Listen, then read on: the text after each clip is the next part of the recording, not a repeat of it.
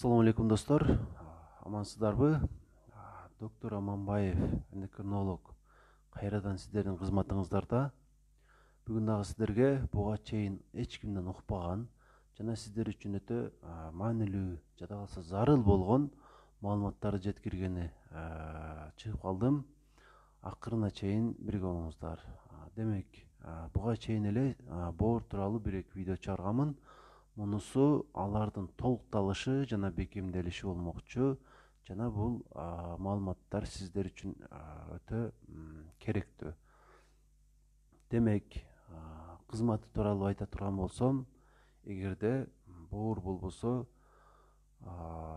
бир канча саат гана жашоо мүмкүнчүлүгү бар. Андан кийин же болбосо жарым күн деп коеюн, ушунчалык гана жашоо мүмкүнчүлүгү бар адамда, демек анын орду толгус экендиги белгилүү.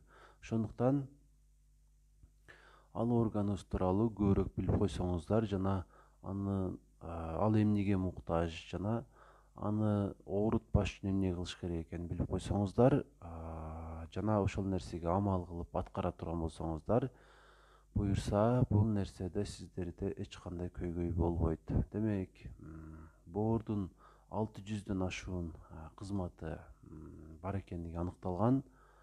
Жана алардын ар бирин санап чыгыштын кереги жок. Бирок маанилүү бир-экөөнү айтып кое турган болсом, ал тамак сиңирүүгө катышат, канды тазалайт жана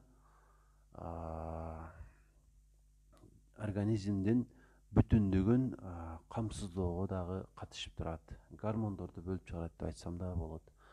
Демек, анын бүгүн биз тамак сиңирүүгө катышуусу боюнча кандай өзгөчөлүктөрү бар, ошого токтолобуз. Дагы же болбосо ушуга чейин айтып кое турган бир нерсе, боор үчүн өтө зыяндуу же болбосо эч нерсе анчалык зыян бере албай турган нерсе бул алкоголь же болбосо спирттик ичимдик.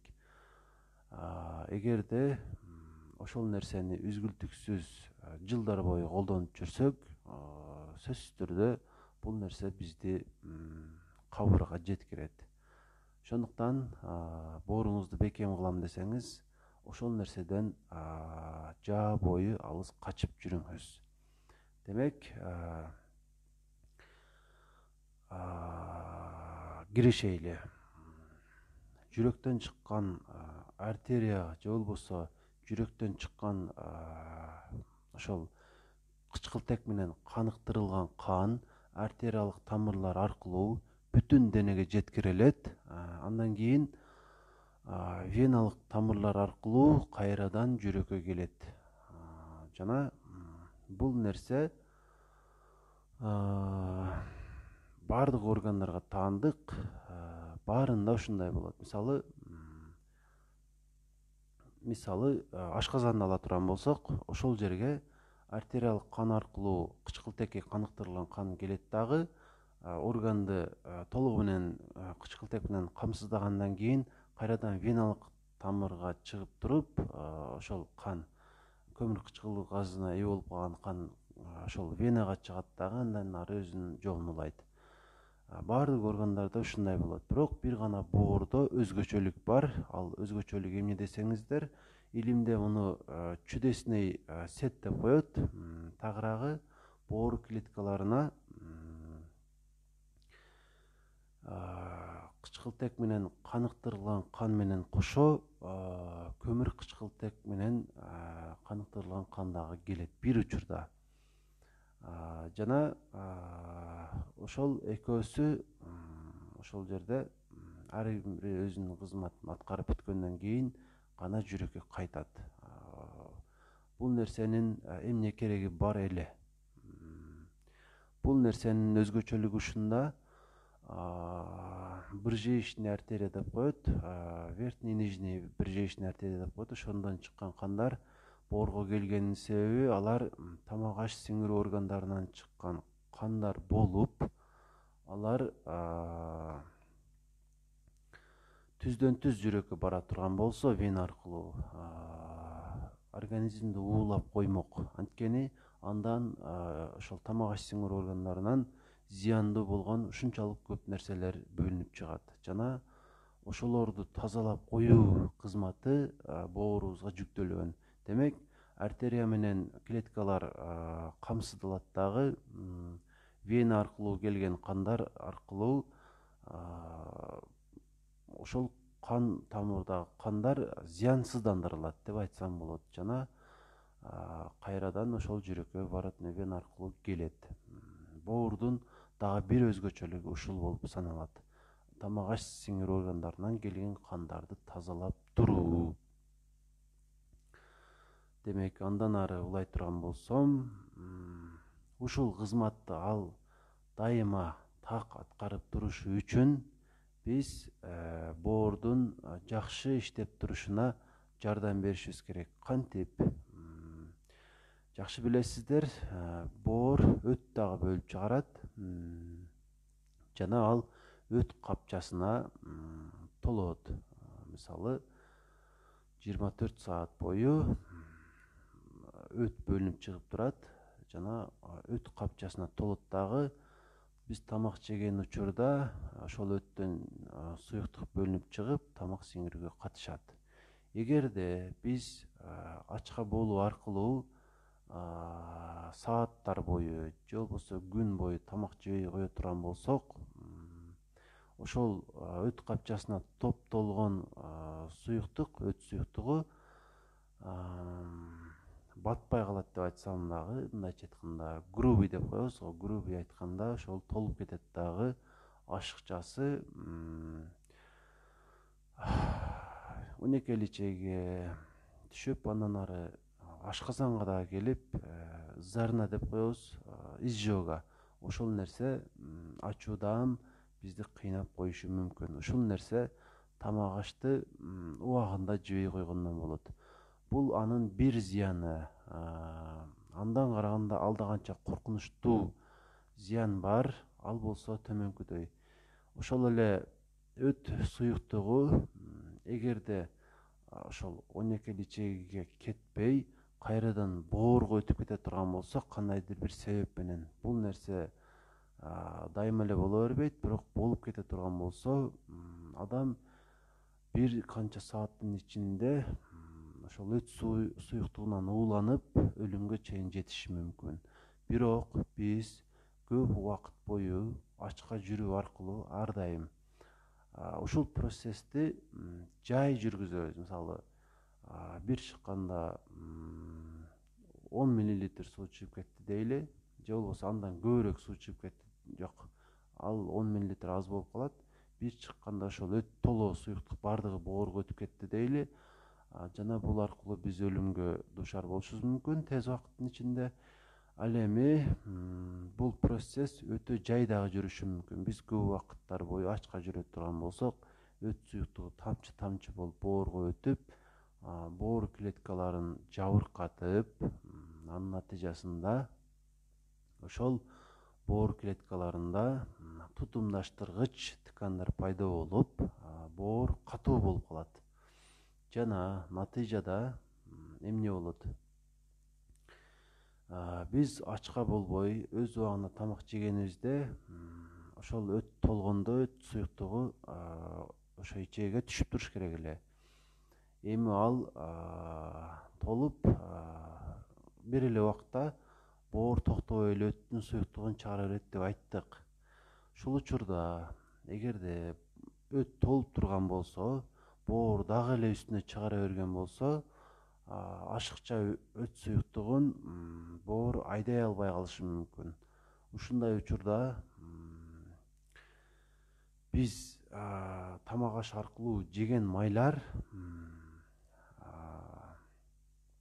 ошол учурда өт суюктугуна айланбай, кошумчалабай кетипмин, айтпай кетипмин. Биз ошол жеген тамактагы майлар ошол боорго жеткенде алар өт суюктугуна айланышат көбүнчө.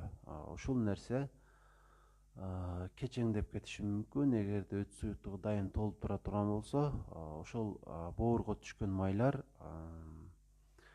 өт суюктугуна айланбай калып, натыйжада гепатоциттердин тагыраагы ошол боор клеткаларынын айланасын май баса баштайт.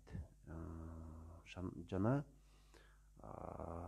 боорду май басып калат деген нерсе ушул деп айтсак болот.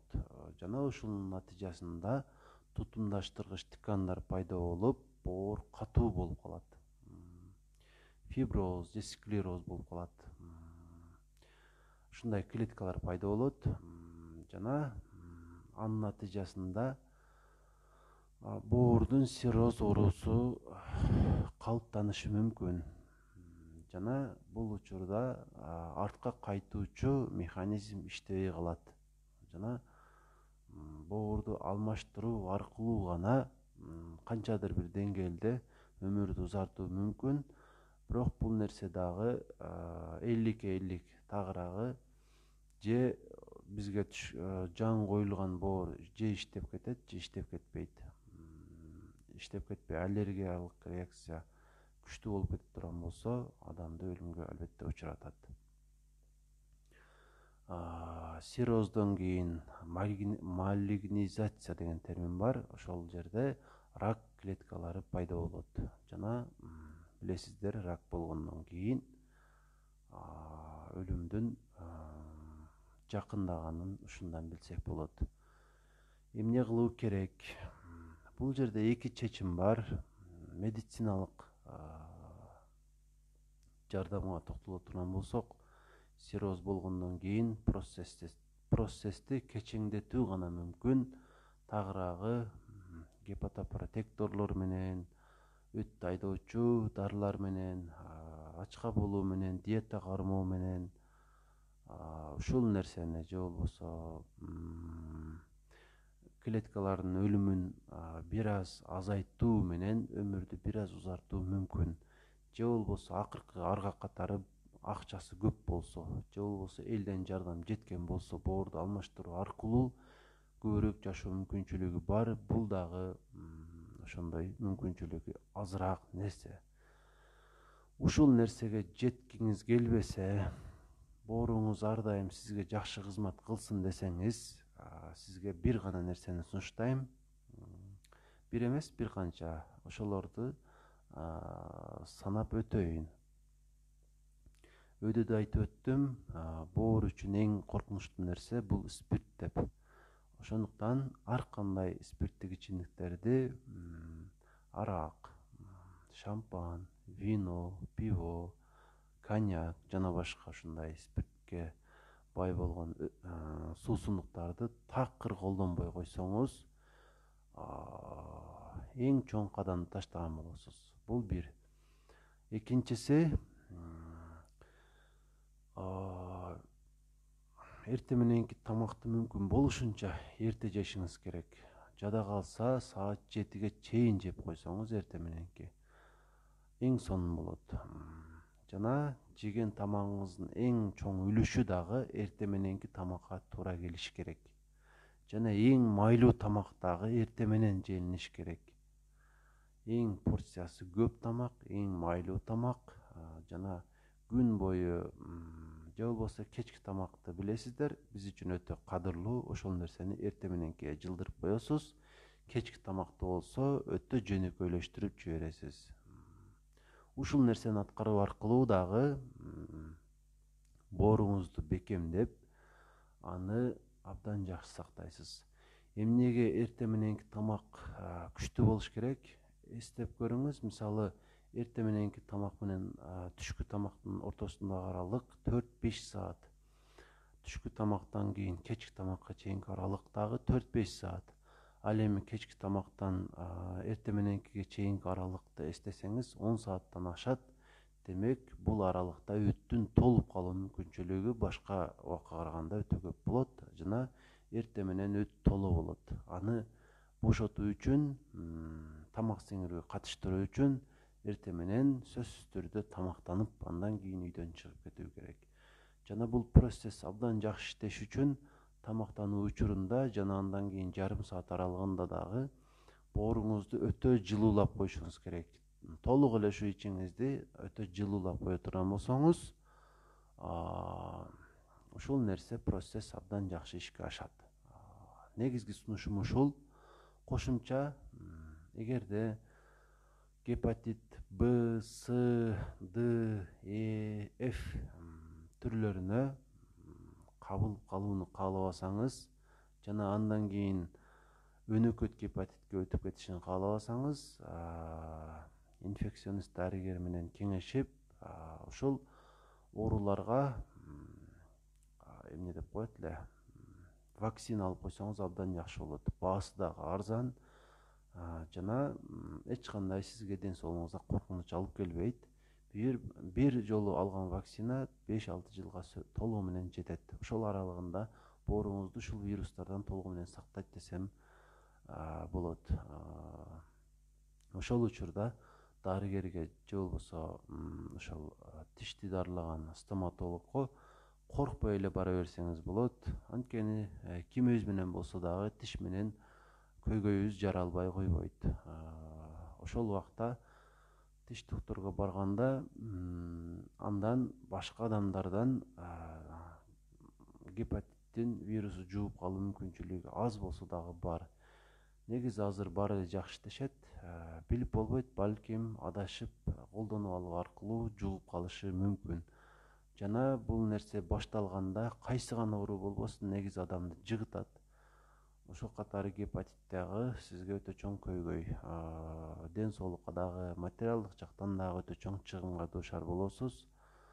Ушунун алдын алуу үчүн 1000 сомдун тегерегиндеги эле акчага вакцина алып коюп, өзүңүзгө жакшы пайда келтирген болот элеңиз. Негизинен бүгүн сизге жеткиргим келгени ушул. Уккан маалыматыңызды колдонуңуз, бир адамга болсо дагы айтып берип коюңуз.